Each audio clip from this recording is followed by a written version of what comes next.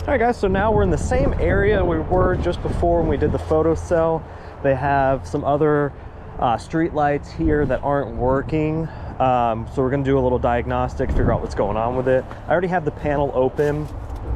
This breaker is which goes to the photocell, which we believe controls this stuff, was tripped. So now we just got to figure out what's going on. This photocell may be bad. I have it covered up here, which should allow the lights to kick on. Obviously the breaker is holding right now because there's no load on it. So obviously once the photocell activates and the lights come on, it could cause this to trip again, and then we know there's probably an issue with the underground wire somewhere, which we'll have to deal with something else. But we can't test that until we can get the photocell working. So we're going to do another photocell change. Probably what I'm going to do before then is just go ahead and hardwire the load to our line right here, so then we don't have to worry about a delay of photocell coming on, and I can see if the breaker just immediately trips or what's going on, and then we know right away whether we're going to have to do a little bit more diagnostic on figuring out where the disconnect is, or if everything holds, we know it's probably just a photocell, and this, and you know, breakers are temperamental, it could have just tripped from some moisture or anything like that. So yeah, give me just a second, we'll go ahead and turn this off, go ahead and get our line connected to our load here, bypassing the photocell completely.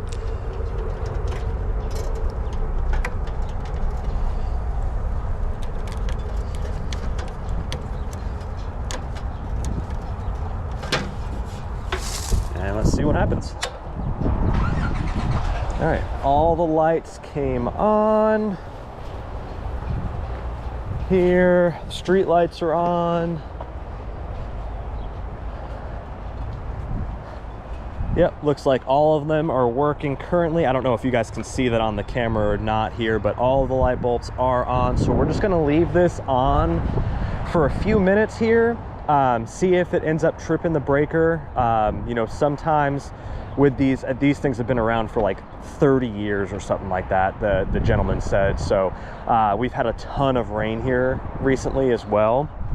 So sometimes just the water saturation in the ground, if there's any, you know, nicks from previous landscaping or anything like that, is just enough to seep through this UF cable and cause a nuisance trip. So we'll leave these on for a few minutes here, see if anything trips.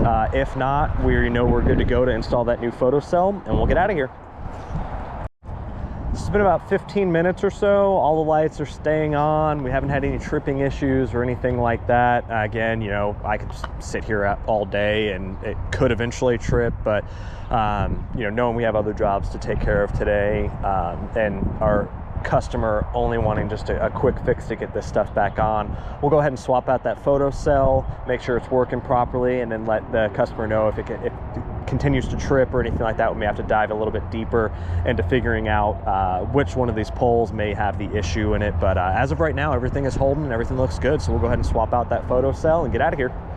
All right, guys, so I already got the old photocell out. I already got all this stripped back that way you'd have to see me fumble around getting all this stuff together. So just like before, go ahead and it's not necessarily necessary to do this because, you know, water's not going to be running upwards, but we'll go ahead and put that rubber grommet on there just to keep everything nice and dry.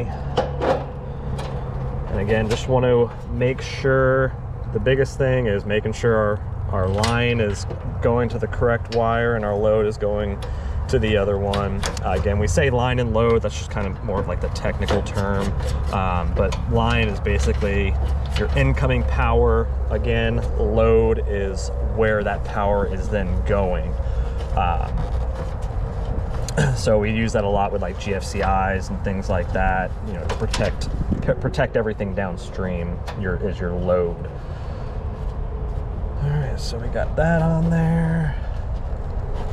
Again, we'll just use some fresh wire nuts here.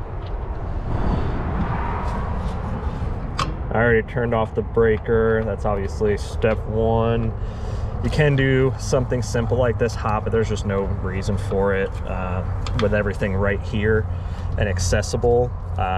You know, if for some reason the, you know, breaker, the panel was on the other side of the complex or something like that, just for, you know, ease and speed, I may just do this while it's hot. Obviously not touching the wires, but doing, you know, doing things a little bit differently here, but with everything right in front of you, just so we don't cause any damage to the new photocell or anything like that.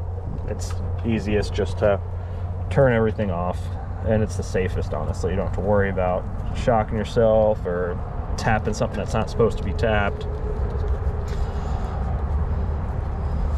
All right, so just like that, that's pretty much everything. We'll go ahead and kick it on, make sure the lights come on temporarily, and then shut back off. Lights are on, lights are off, we're good to go. I'll go ahead and close this back up and we'll get out of here.